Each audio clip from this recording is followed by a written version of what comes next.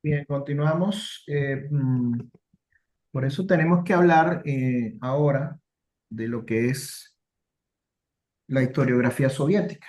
Podemos, sin embargo, volver a tomar el punto o a retomar el punto en el que quedé en el link anterior, que más allá del contexto original, la dualidad en cuanto al el destino establecido o defendido por los eslavófilos, el destino defendido o establecido por los occidentalistas, a pesar de que esta situación se verificó durante una buena parte del siglo XIX, sigue quizás presente hoy en día dentro del alma rusa. ¿Por qué? Porque hay una oscilación, digamos, hay un movimiento de péndulo entre apertura a Occidente y repliegue, reforma, restauración, europeización y reafirmación nacionalista. Rusia se ha movido siempre, la política rusa se ha movido siempre, digamos, de esta manera, oscilando entre ambos extremos. Y ha sido una constante del pensamiento y de la acción política de los líderes de Rusia.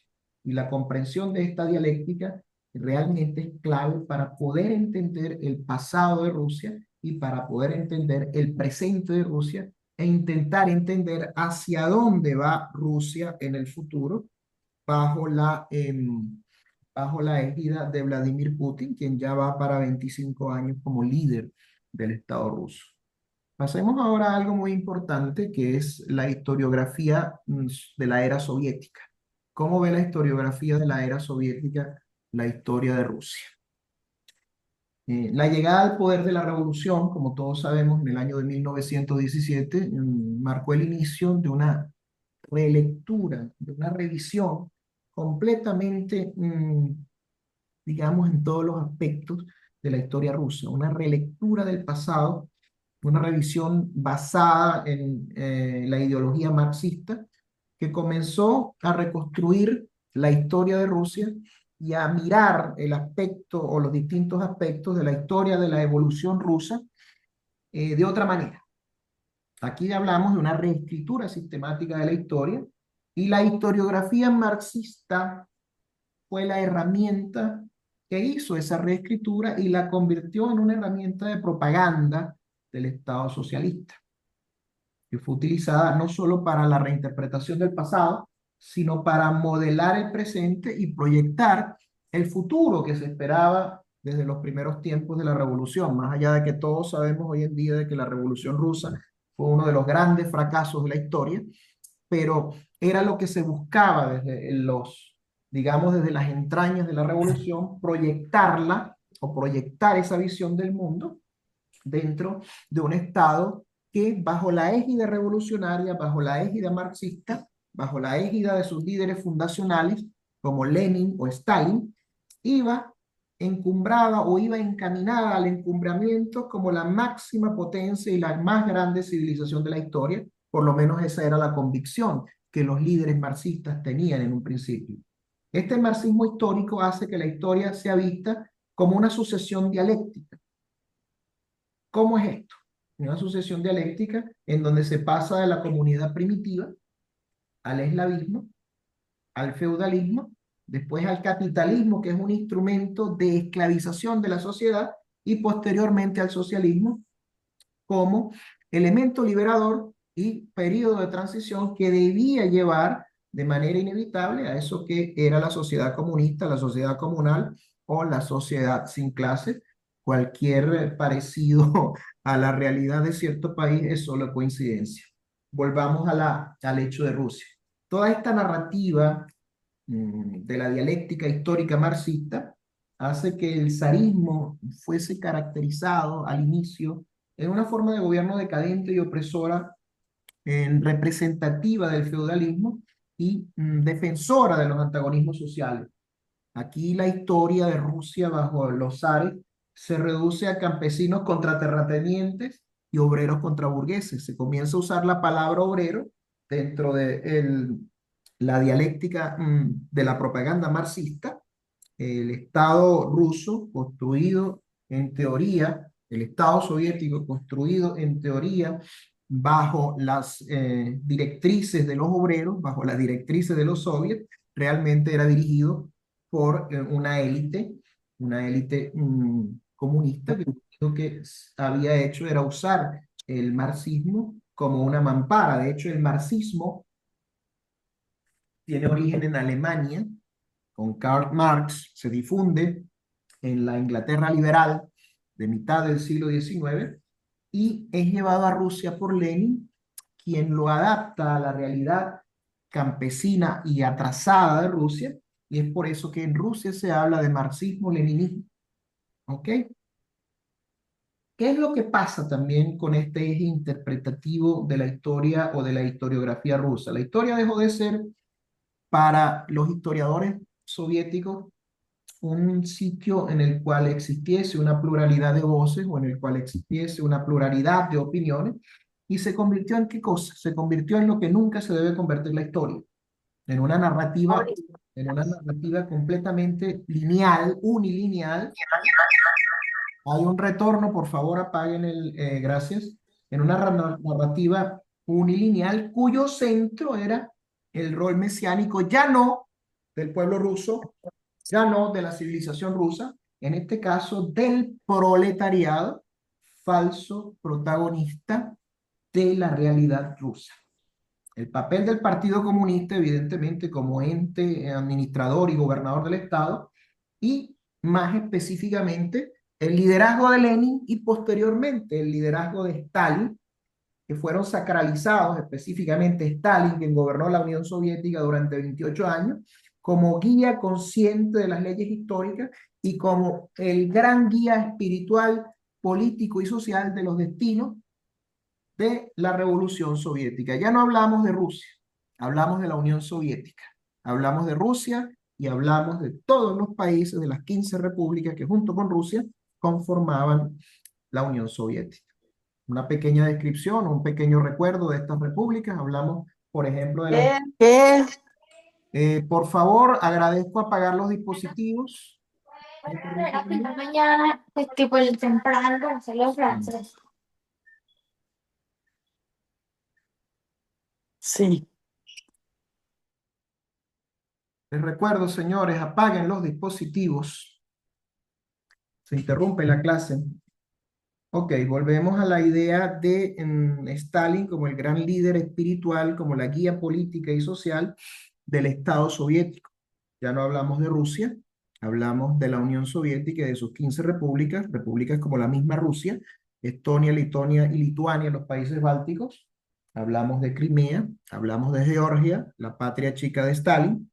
Hablamos, por ejemplo, de Kazajstán, Uzbekistán, entre otros. Y de la misma Ucrania, que ya para este momento es parte de la Unión Soviética. Luego ocurre un hecho que cambia completamente la visión de la historia y de la historiografía marxista. Hablamos de la Gran Guerra Patriótica. La Gran Guerra Patriótica fue la guerra mundial, la Segunda Guerra Mundial dentro del territorio ruso, y aquí nace otro mito. Se le denominó Guerra Patriótica. ¿Por qué? Porque fue elevada al rango prácticamente de mito fundacional, a la par de la crónica de Néstor, a la par de Rúrik, a la par de los varegos, a la par del origen eslavo. La guerra patria o guerra patriótica fue consagrada como un nuevo mito fundacional en la historia de Rusia. ¿Por qué? Porque en este relato de la nueva historiografía, en este caso estalinista, se unieron sacrificio colectivo, sacrificio del pueblo en este caso, el heroísmo militar, el liderazgo férreo en este caso del partido, de los comisarios políticos y de los militares. El Ejército Rojo tenía un liderazgo militar, pero también había comisarios políticos que representaban al partido y a veces tenían más poder que los mismos militares para tomar decisiones.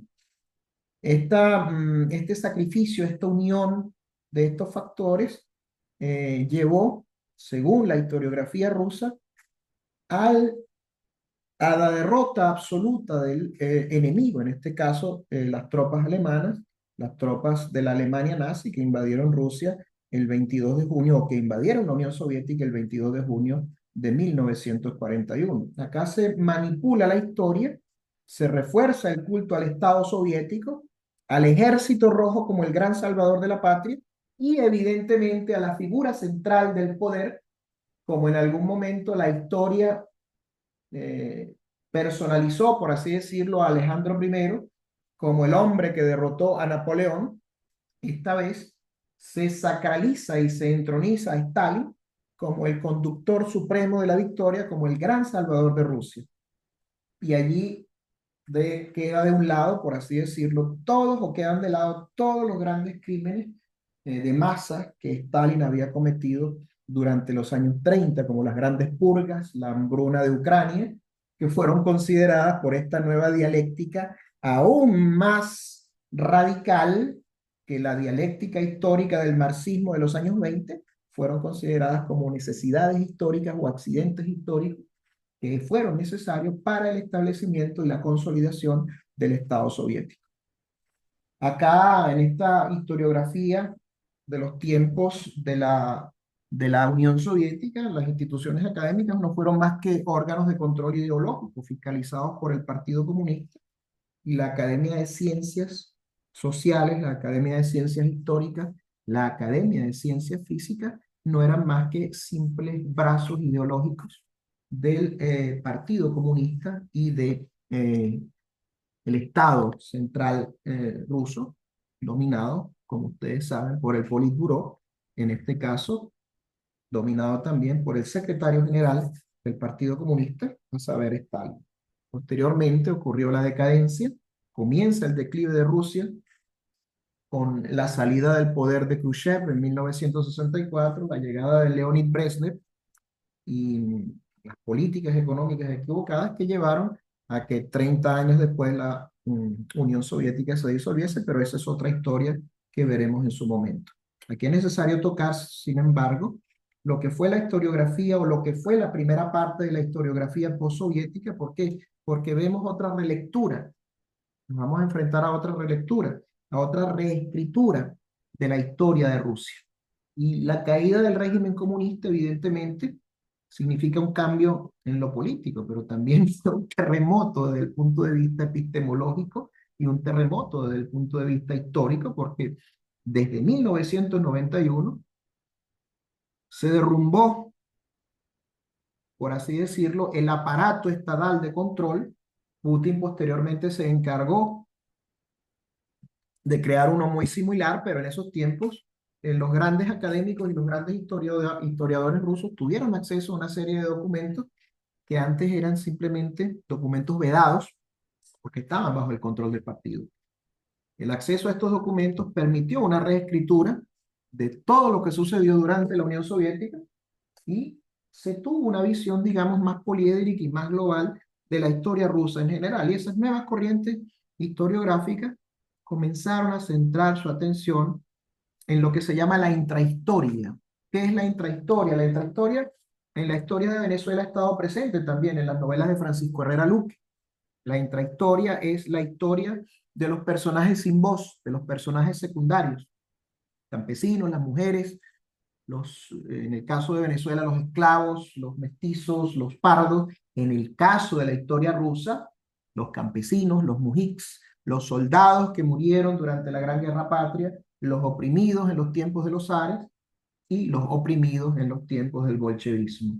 Y esta intrahistoria, conocida dentro de la Academia de la Historia Rusa como la historia social, tomó una fuerza sin parangón hasta el momento y permitió ver la revolución no desde la óptica del Kremlin, no desde la óptica del Politburó, no desde la óptica de los soviets, también desde la óptica de las aldeas campesinas, desde las cooperativas, los sovjos y los kovjos, como eran llamadas estas cooperativas agrarias, los gulags, que eran las prisiones de la Unión Soviética, los barrios y los establecimientos residenciales de obreros.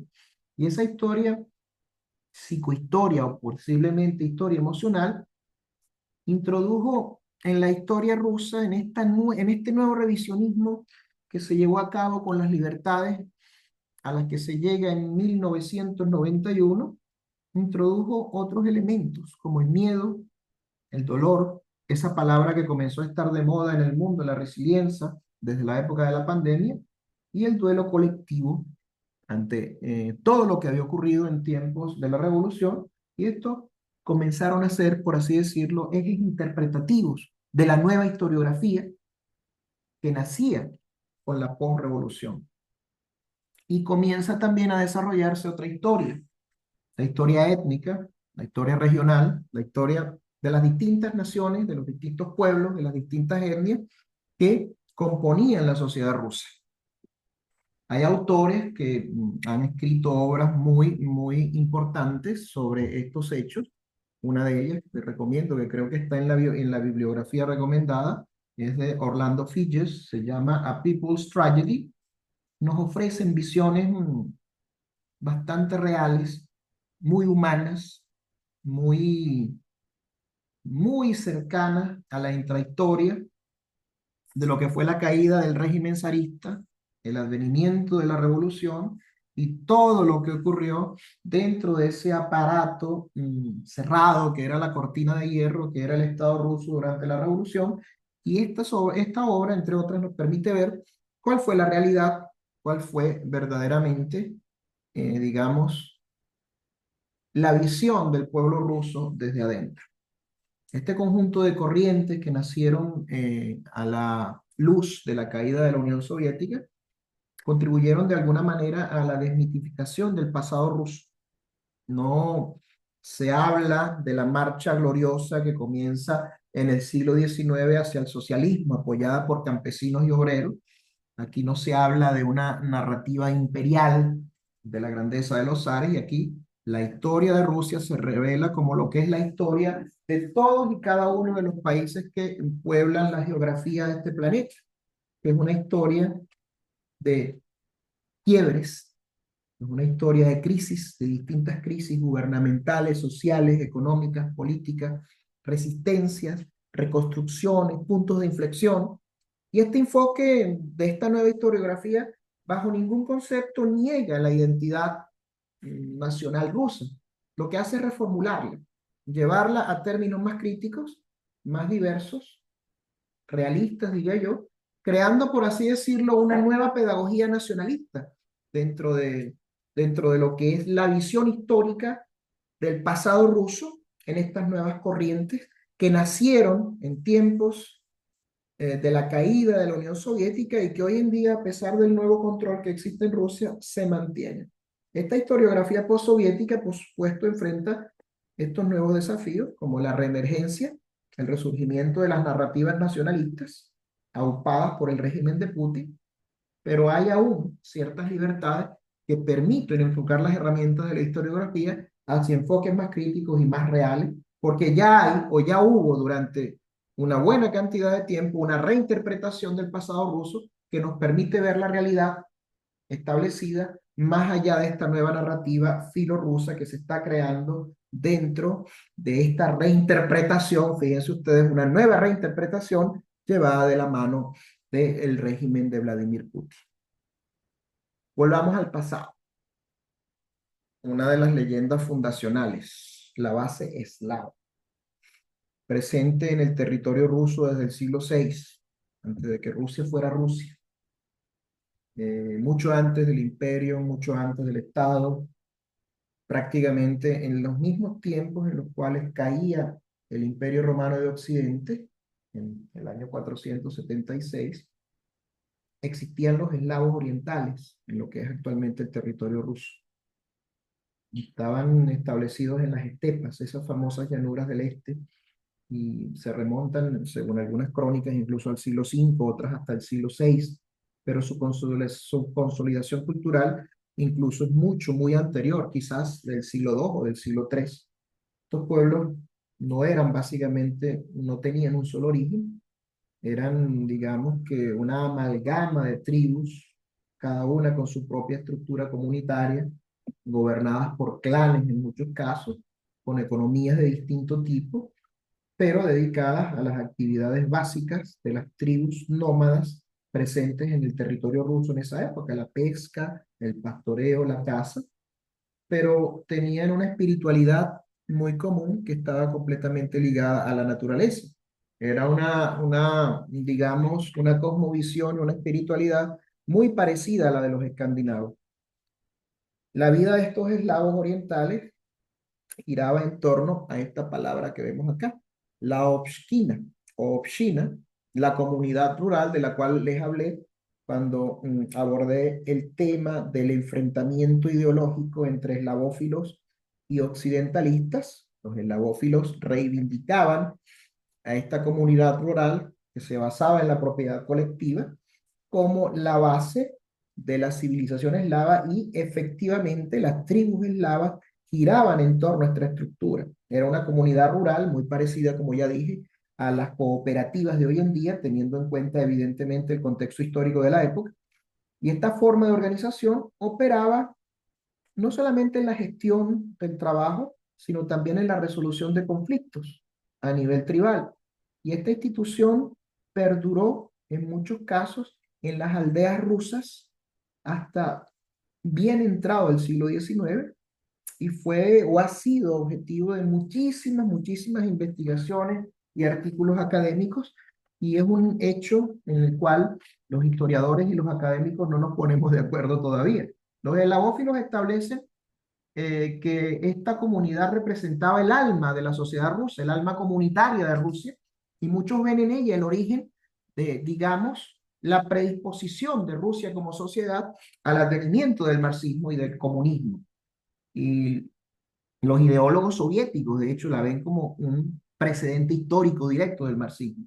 Pero desde el punto de vista antropológico, desde el punto de vista cultural, quizás sin tanta mistificación, se puede decir que estos eslavos orientales dentro de esta comunidad fueron hasta cierto punto resilientes. ¿Por qué? Porque absorbieron las influencias extranjeras, las influencias externas y las volvieron parte de su, digamos, de su tradición. Absorbieron estas cosas, por ejemplo, de los varegos, sin perderse, por así decirlo, sus rasgos o características esenciales, dando origen a un sincretismo que constituyó a posteriori una de las claves de unión de la sociedad rusa, la capacidad para transformarse sin disolverse y para integrar lo extranjero, lo foráneo, sin desaparecer. La importancia, digamos, de la base eslava dentro de la historia de Rusia es algo en la que prácticamente existe un acuerdo entre todas las corrientes de historiadores que han estudiado Rusia desde sus orígenes hasta la actualidad. Forma parte del alma rusa en todos los aspectos, desde el nacionalismo zarista que exaltaba la raíz pura del alma rusa, de la Santa Rusia, del destino mesiánico, hasta el mismísimo marxismo soviético, que la veía como una etapa evolutiva en la dialéctica histórica, que como ya dije, preparó el terreno para el advenimiento del marxismo.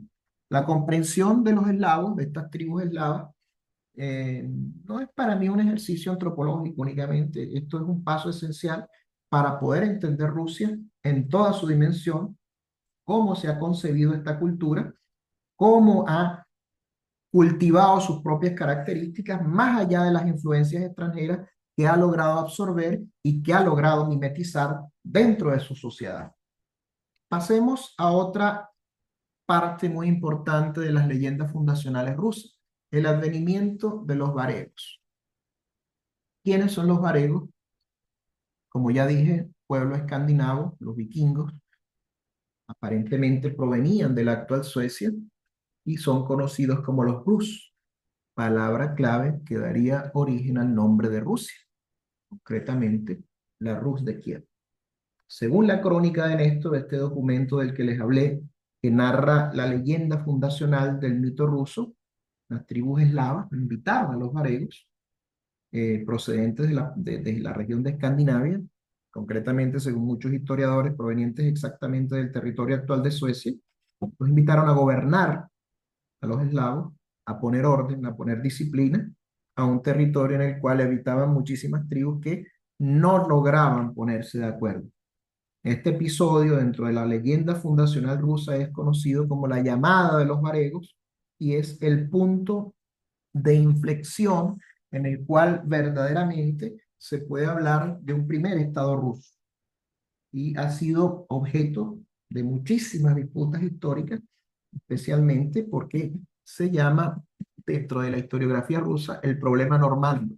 Si Rusia es de origen eslavo, ¿por qué se le da tanta importancia, establecen algunos historiadores, a la llegada de estos normandos. Ellos fueron los que realmente establecieron las Rus y establecieron orden. Se puede considerar a los varegos fundadores del Estado ruso. Depende de la visión. La historiografía soviética evidentemente minimizó la influencia escandinava, más bien se dedicó a exaltar el origen autóctono de las tribus eslavas como fundadoras del Estado ruso. Los historiadores occidentalófilos, desde el siglo XIX, incluso desde antes, consideran este llamado de los varegos como el origen estructural del Estado ruso. ¿Por qué? Porque crearon organizaciones militares, crearon sistemas de tributos, institucionalizaron el poder y crearon, por así decirlo, las primeras instituciones realmente jerárquicas del Estado ruso. Personajes, por ejemplo, como Rurik, el fundador de la primera dinastía rusa, lo que se conoce como la dinastía rúrica, y Oleg de Novgorod, quien fue el conquistador de Kiev en el año de 1882, en el año 882, fueron los que consolidaron este modelo de gobierno que dio origen a la estructura fundacional rusa, que combinaba elementos escandinavos de civilización con algunos elementos tradicionales de las costumbres de las tribus eslavas, pero evidentemente tendía más a combinar una mayor parte de elementos escandinavos por ser elementos que aportaban organización, estructuralización y orden dentro de la estructura jerárquica del poder y de la estructura social. Esto llevó a que desde la ciudad de Novgorod hasta la ciudad de Kiev se estableciese una especie de red política y comercial basada en esa maravillosa ventaja que tiene el territorio ruso, basada en sus rutas fluviales, en sus ríos extraordinarios que conectaban desde el Báltico en el norte hasta el Mar Negro en el sur, y esto creó realmente, señores, un eje estratégico entre Escandinavia, Bizancio y el corazón de Eurasia, que da origen al poderío ruso.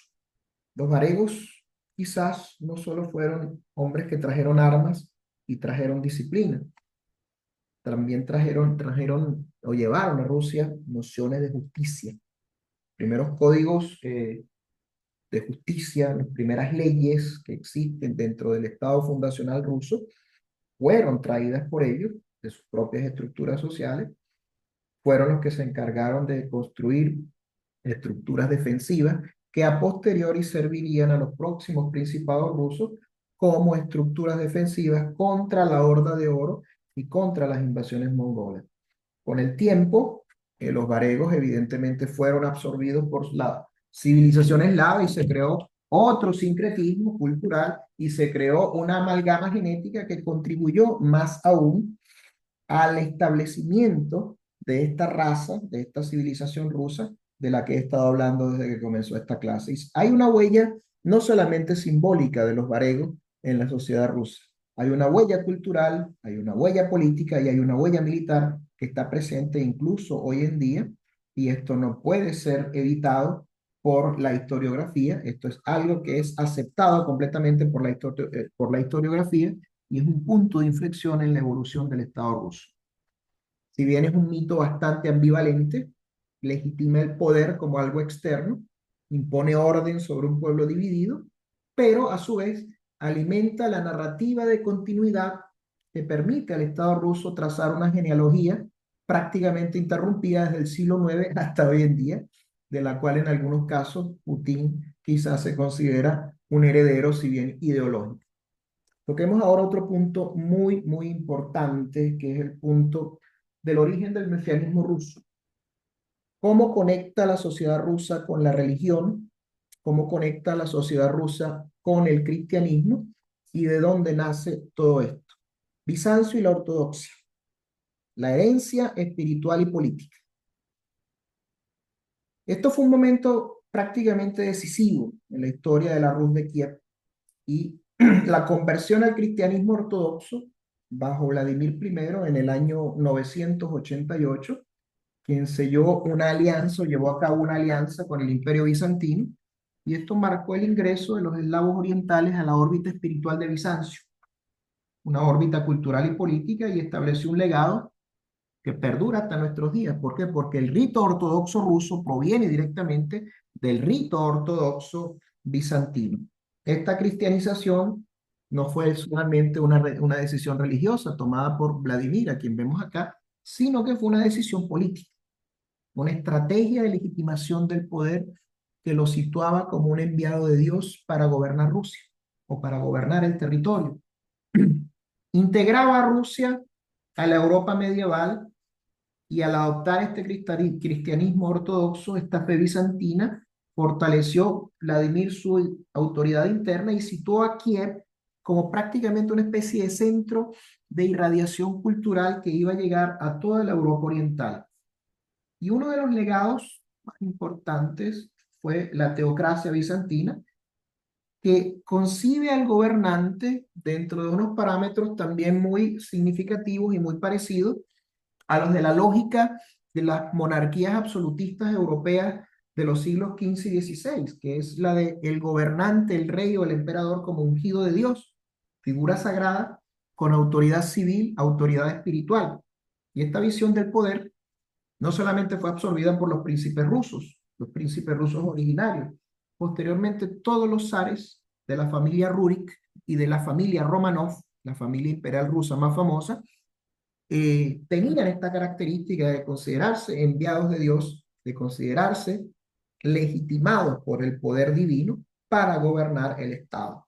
También del Estado bizantino proviene el alfabeto cirílico, que es el alfabeto en el cual se escribe la lengua rusa, creado por misioneros bizantinos, Cirilo y Metodio, que son santos, por cierto, santos muy, muy venerados en la Iglesia Ortodoxa rusa, y esto permitió que la lengua eslava se pudiese escribir y permitió que se pudiese alfabetizar al pueblo ruso a través de escuelas que eran regentadas y eran administradas por los monasterios, no muy distinto a lo que ocurría en la Europa medieval de entonces. La religión fue, por lo tanto, no solamente un elemento espiritual, sino que se convirtió en un agente de civilización, homogeneizó la sociedad y también homogeneizó la ideología. Al caer Constantinopla en el año de 1453, bajo el sitio del Imperio Otomano, de las tropas de los otomanos, Moscú vuelve, o la ciudad de Moscú, que en ese momento era la ciudad más poderosa que existía en territorio ruso, ya Kiev había pasado su mejor momento.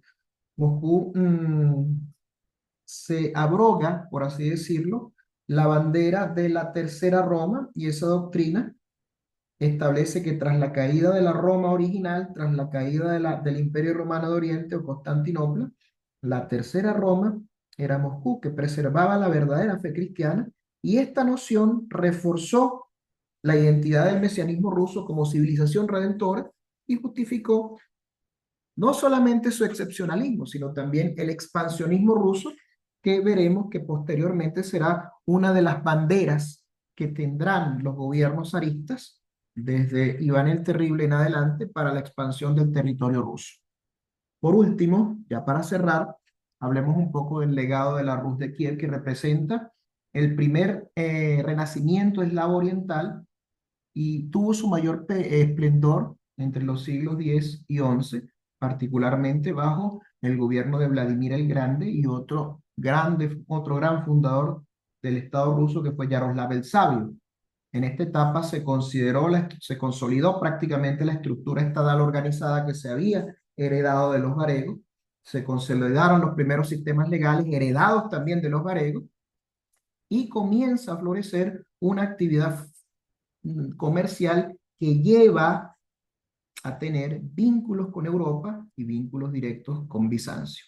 El legado de la Rus de Kiev no desaparece con la desintegración de la misma, no desaparece con la invasión mongola, que fue destruida por Batu Khan en 1241, que dio origen a lo que fue el dominio de la Horda de Oro. Posteriormente los rusos se rebelarían contra la Horda de Oro y la expulsarían, y esto fue lo que llevó al ascenso de Moscú como ciudad principal. De Moscú provendrá posteriormente, y esto lo veremos en las clases posteriores, esa onda que expulsará a la Horda de Oro del territorio ruso y será la génesis del Estado ruso moderno a partir del gobierno del zar Iván III, quien gobernó entre 1462 y 1505. Se atrevió a romper con la Horda de Oro, se atrevió a dejar de pagar el tributo que debían pagar todas las ciudades y estados rusas, se rebeló contra ellos y posteriormente les infligirá una importante derrota militar, y a partir de este momento el moderno Estado ruso